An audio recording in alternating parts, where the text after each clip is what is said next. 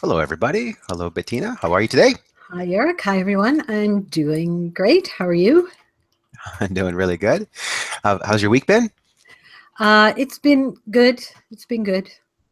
It's there's always the lessons are always there. Put it that way.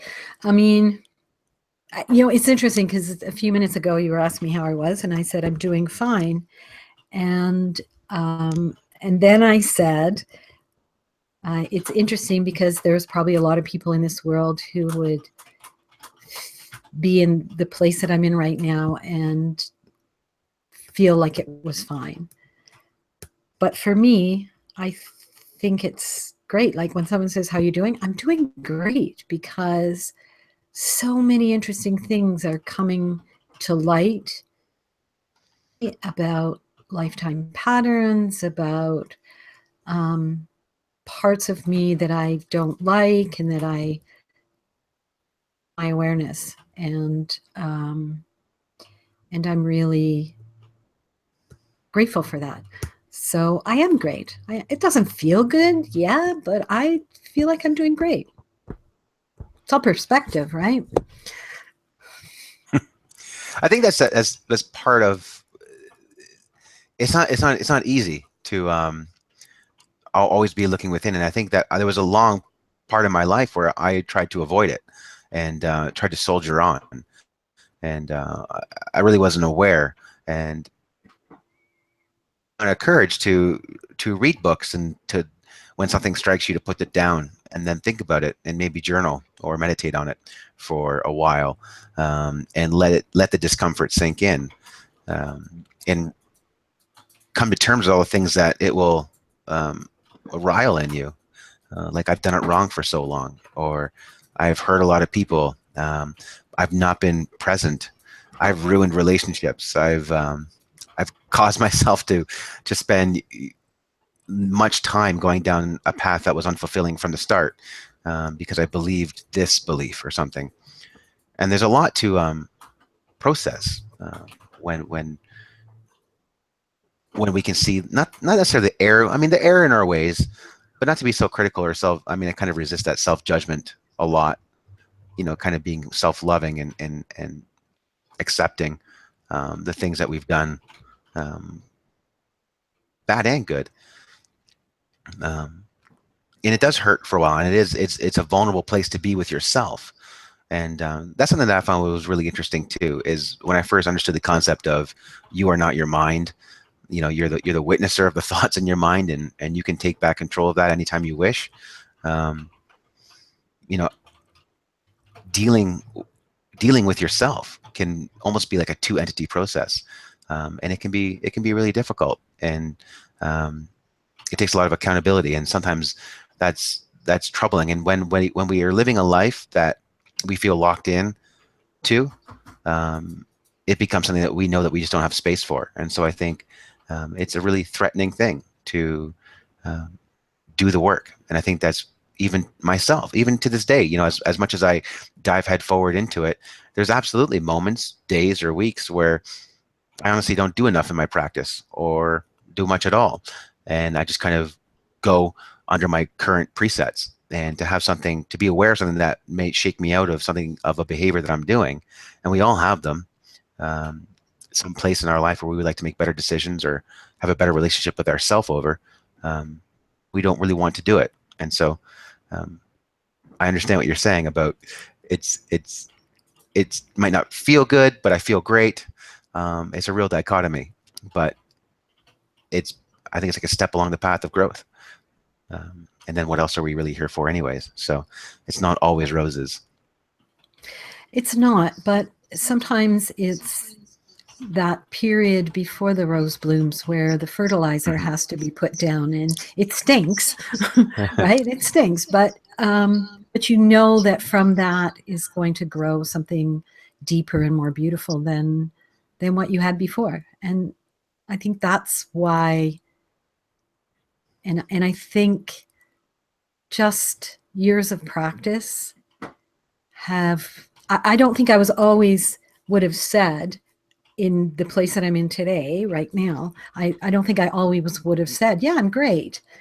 You know, and I was thinking about it earlier today. You know, people say, oh, how are you? Like, I was checking out at the grocery store or something.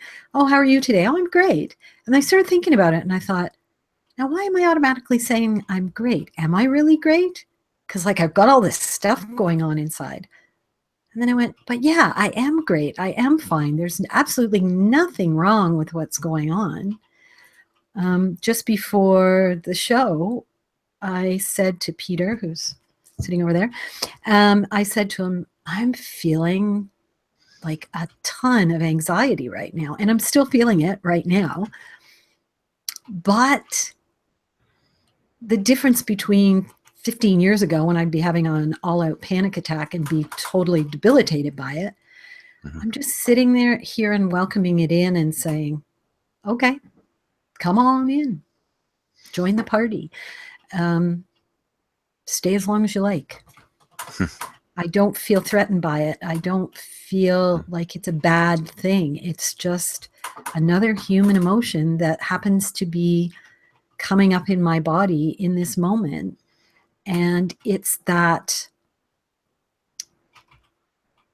judgment of it being bad or negative or whatever you want to call it that is causing me to resist and causing it to become, the more you push against something, the more it pushes back.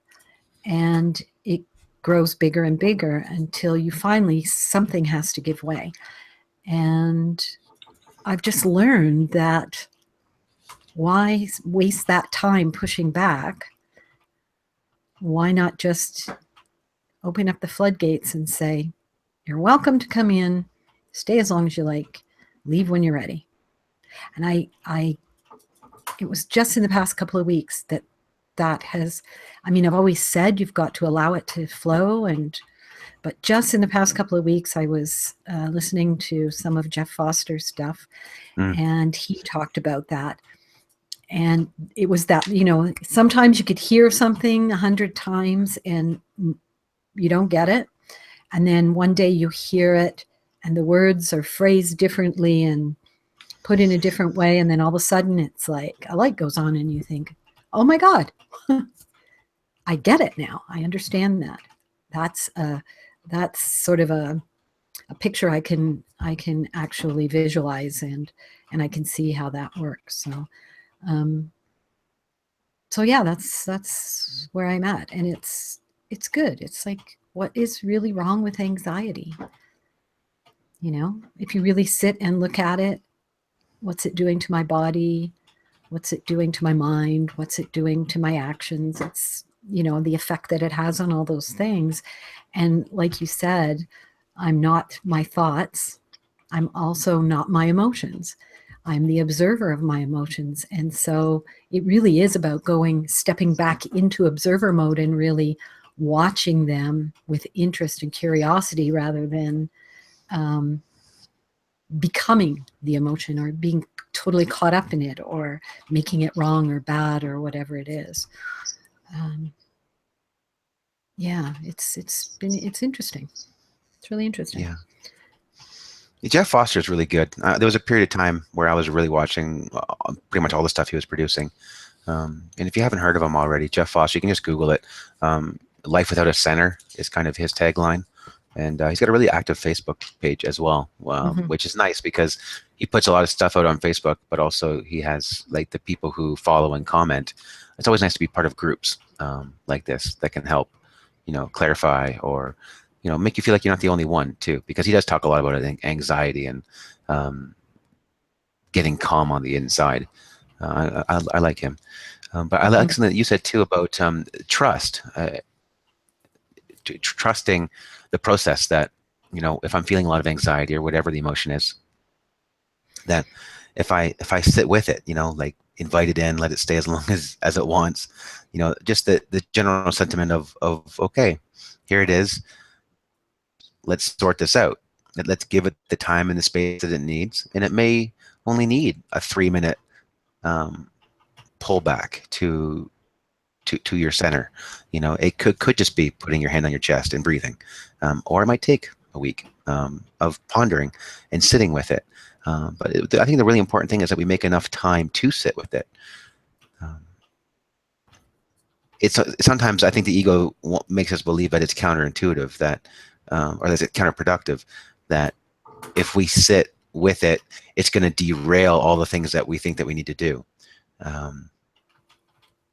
When in fact it's the opposite. The more that we just say, okay, I feel it, and I'm just going to push forward anyways, is really the thought that makes us go 3 days without checking in with ourselves, and we live a very subpar life, and we show up in a very subpar way in our relationships and our interactions with the world and the work that we produce. We may get stuff done, but we're not really there.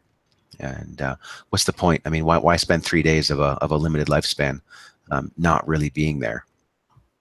Just doing it. And I like the idea, like the relationship you have with the emotion. I think that's really key too. Where you don't feel threatened. Here it is. Here's this thing that I've labeled as ugly or unattractive in the past, and I'm not threatened by it. It doesn't threaten me. It's here, and we're going to sort it out.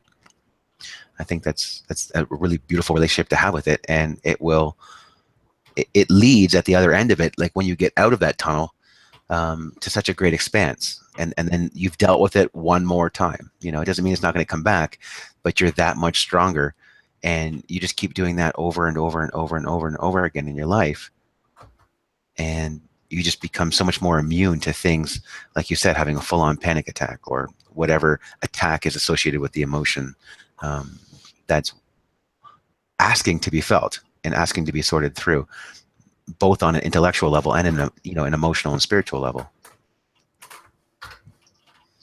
Yeah, I think it's interesting because you're talking about the ego and how the ego thinks that it should just avoid it or whatever. I think the ego, or we as human beings, tend to have this notion that if we accept the negative feelings, that we're going to get stuck in them. But that really isn't the case. When we embrace them, when we accept them, when we allow them in, when we allow them the space, they are so easily satisfied.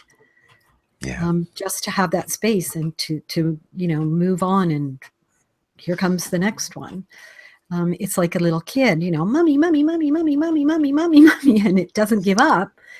And as long as you push the child away or ignore the child's going to be getting louder and acting out more, and perhaps causing a scene in the grocery store or whatever it is.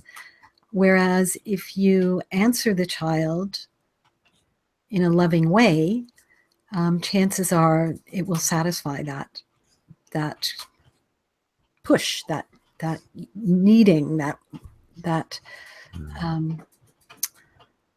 constant nagging, and that's what happens. As long as we ignore our emotions, they nag at us, and they keep coming back up again, and in not pretty ways.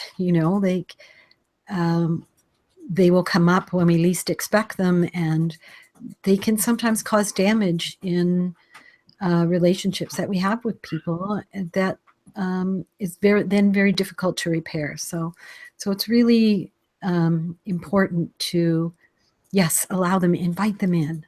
And I sort of created my own little visualization for it, so that it would be, I'm a very visual person, so visualizations really work well for me. And I actually just visualize that the emotions are there on the other side of the door, and I open the door and invite them in and tell them to come in and make themselves comfortable and stay as long as you need to.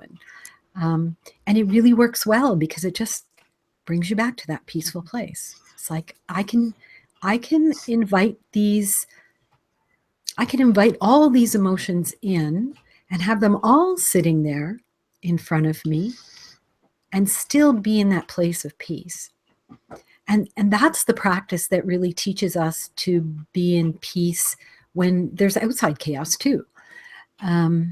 It's that practice within, being okay with whatever is going on inside will teach us to stand in that peaceful, loving place when people are going crazy around us. We can remain calm and we can deal with it in a very loving way. So I think it's really important. And there you go, people. I'm still learning, even after 14 years, I'm still learning new and different things. And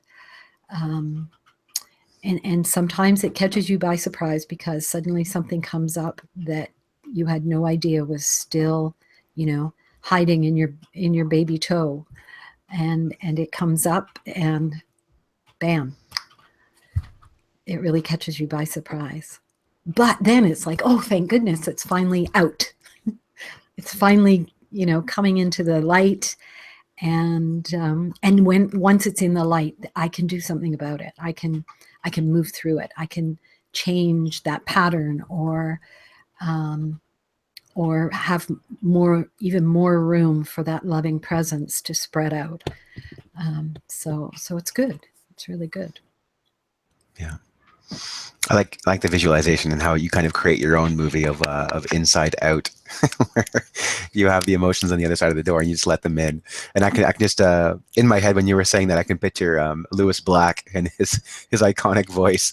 He played the voice of anger in that movie. Oh, just sitting in there having a rant in a chair in a room that you let him into. And I think it's a great visualization though, because it's also nice to make it a little bit humorous and comical. And to your point earlier about making it non-threatening, it's not threatening. I think that was really key that you said that, because I know that is a reason why I didn't want to look at things, and still I don't want to look at things sometimes, is because they feel really threatening. They feel really threatening to my ego in all the ways that the ego likes to work on, whether it's identity or accomplishment, or admitting to myself I have that I'm not Superman. Yeah, it's nice to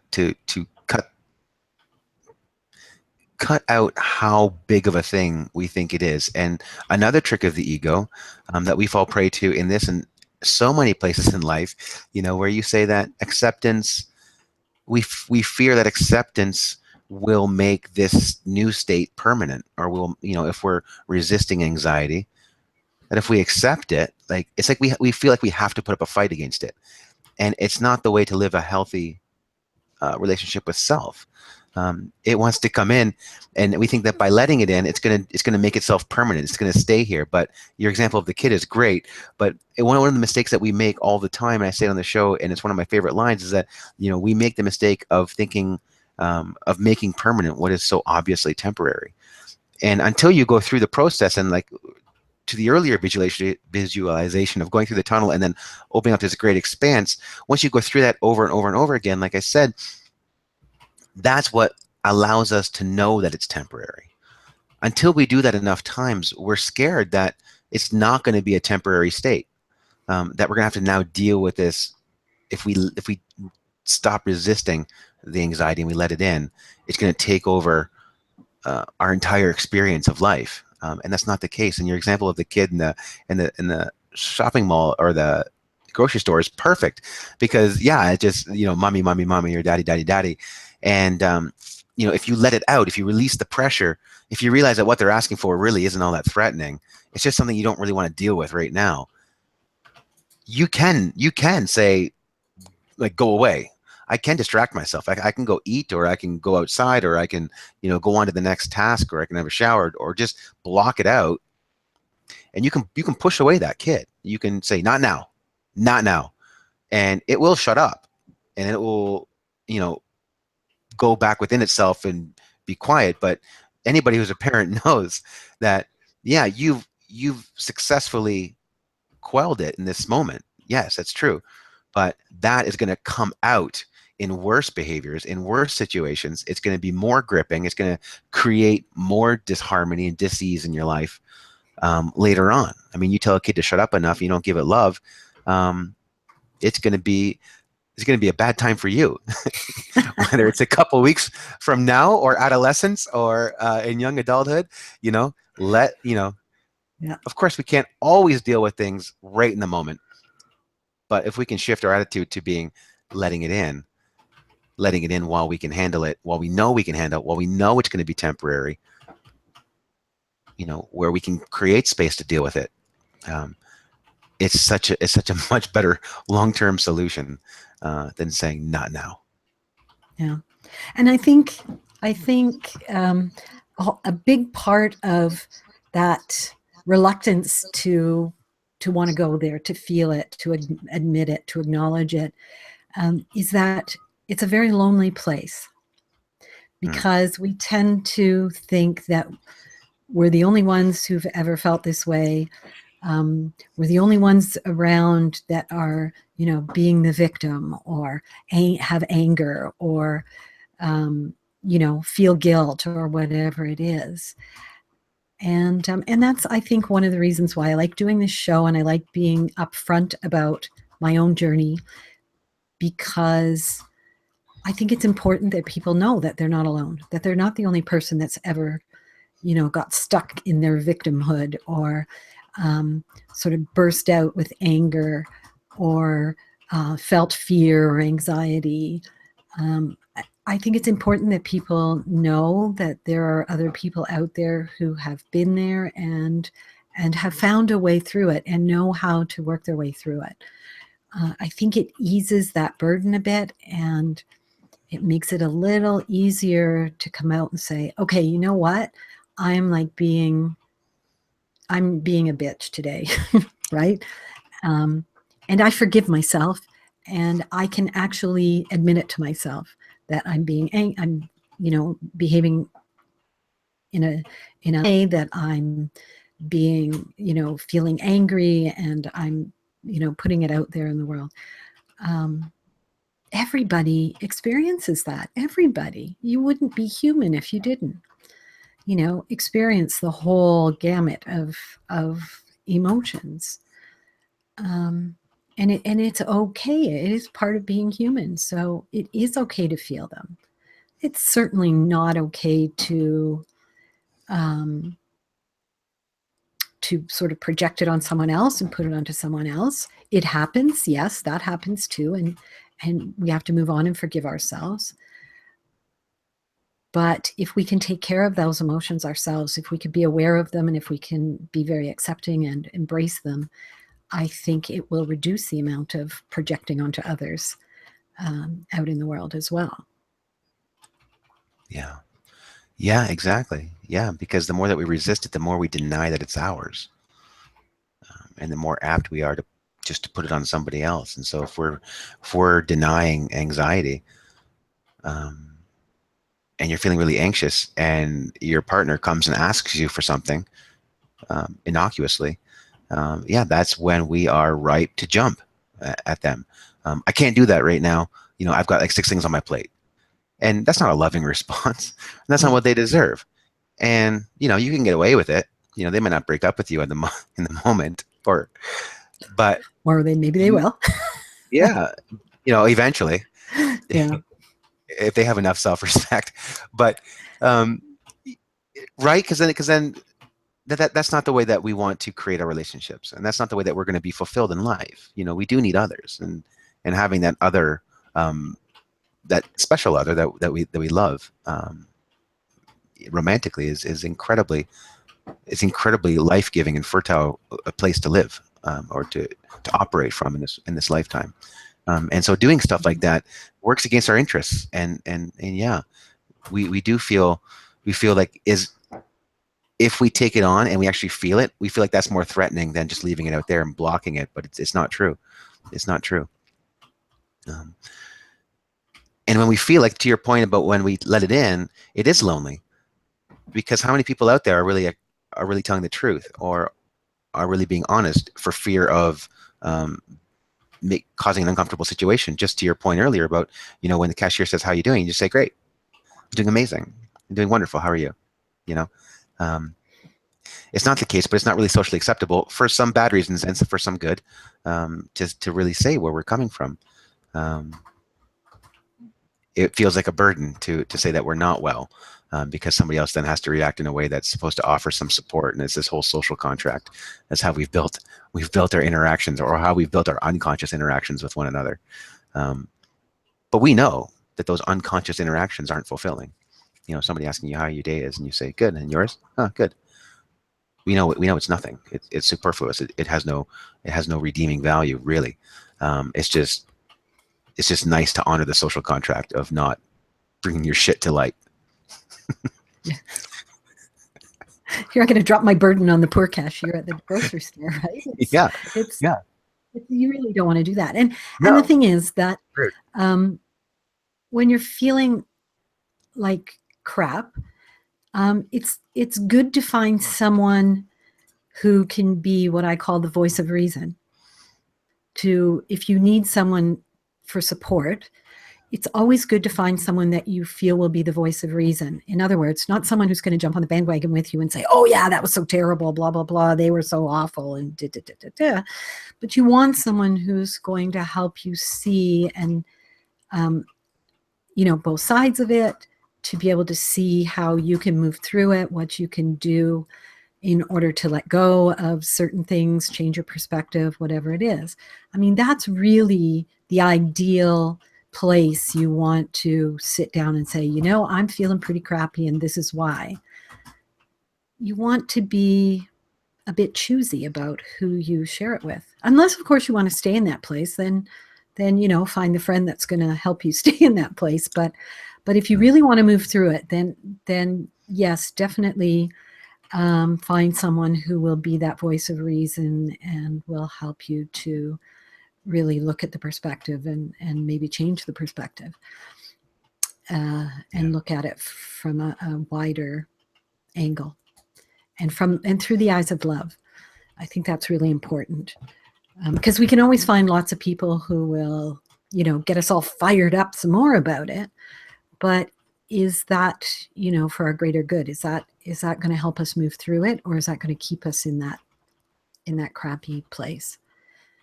I think the cashier at the grocery store isn't the one, because they don't know you, and you don't want to go dumping on, everyone you see. So yeah, it's really important to find the right support group, whoever that is for you.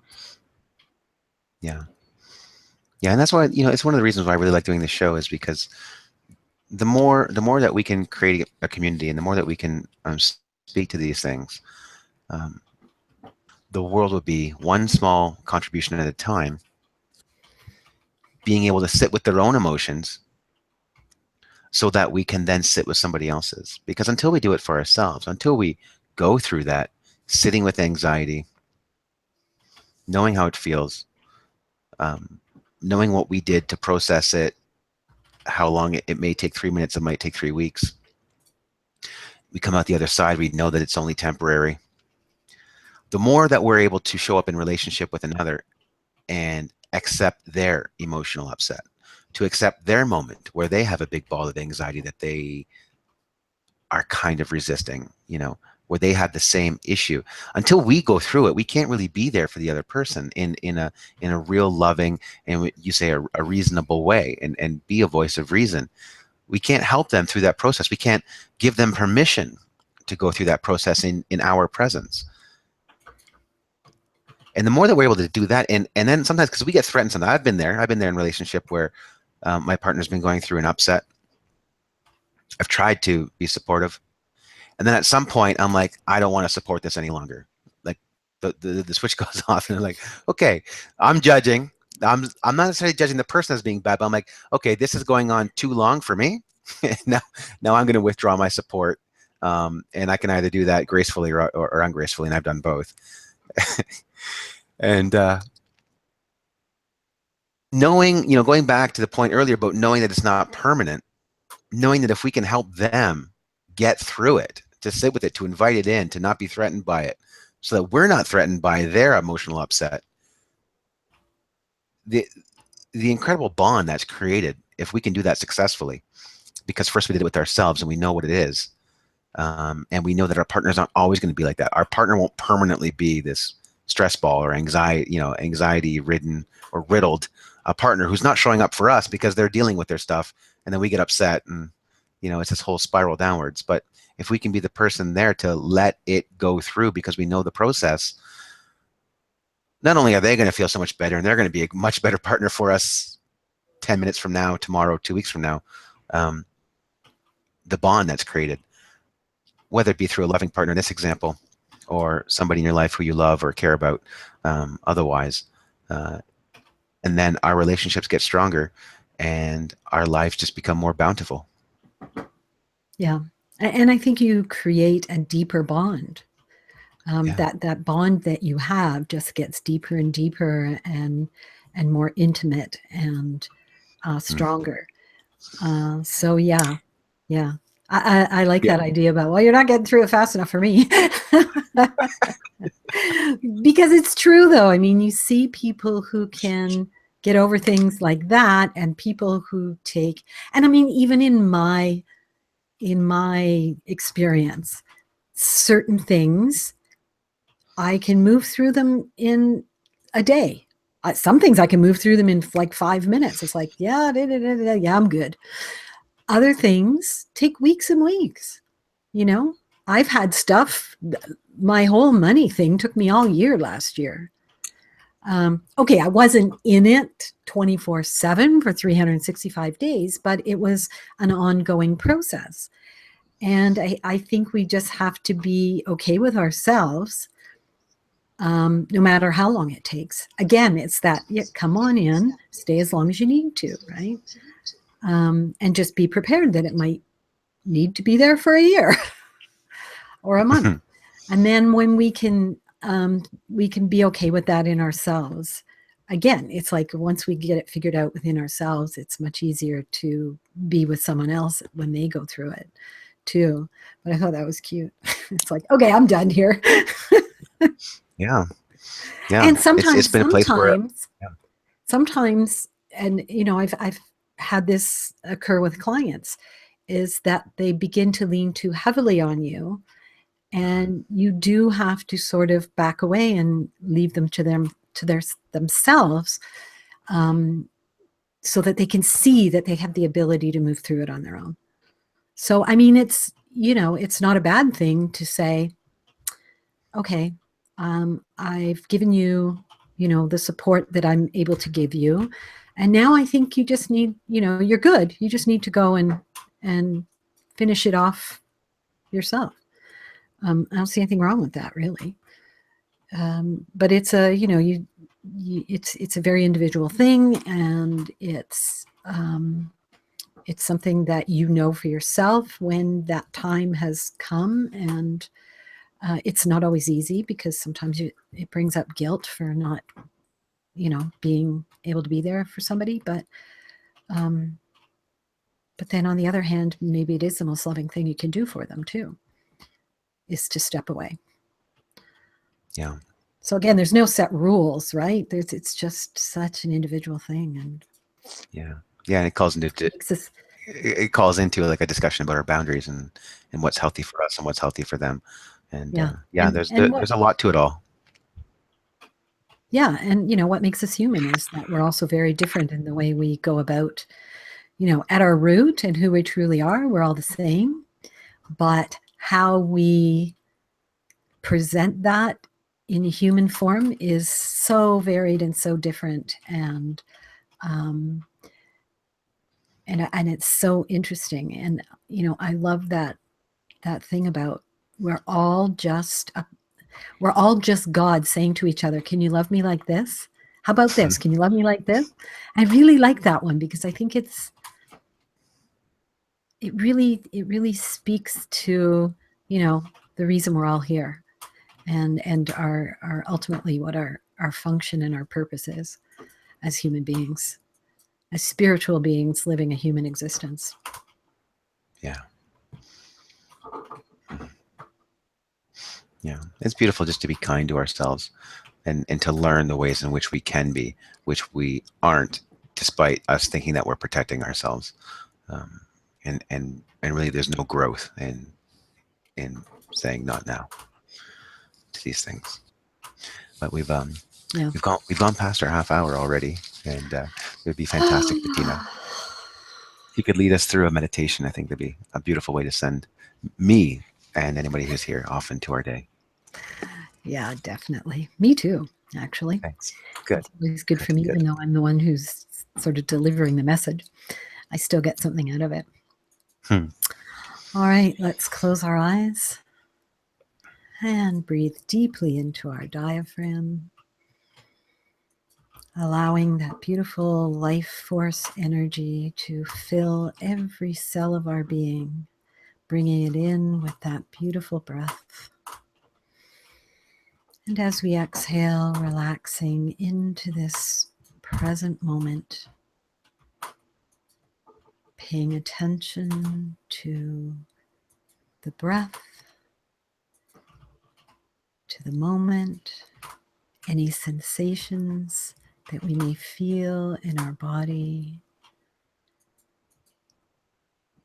feeling the energy moving through us from the base of our spine to the top of our head, into our fingers and our toes, and feeling our feet deeply rooted to the ground. And as we stand or sit in this place, let's see before us a door. And behind that door are all the negative emotions that we're trying to keep out, that we lock away so that we don't have to look at them, that we resist and war against and find distraction from. And so we walk up to this door because we hear them knocking. We hear the anger and the fear always knocking at the door, always asking for space and time, for acknowledgement, to be felt and expressed. And we go up to the door and we open the door, and from our loving presence, we invite them in. And we are the host to all these emotions, the ones we like to invite in and the ones we don't. But we let them all in, and we invite them to make themselves comfortable, to stay as long as they want, and when they're ready, to leave with gratitude and peace, only to return whenever the need is there, and let them know that whenever they knock on the door again, you will gladly let them in for shelter and hold them in a place of loving presence so that they can be felt and acknowledged and fulfilled. And just know that they are there. They're no threat to you at all, that they will be gracious guests in your home.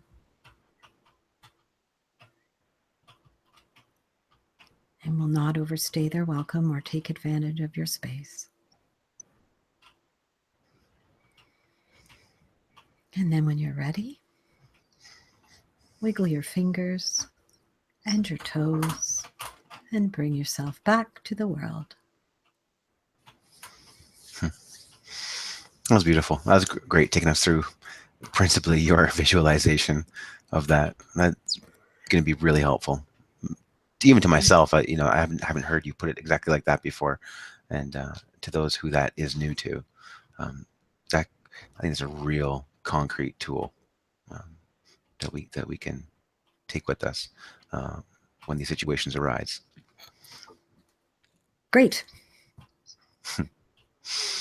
Well, thank you, Bettina, and thank you everybody for watching today, and we'll see you all again next week. Have a great week, everyone.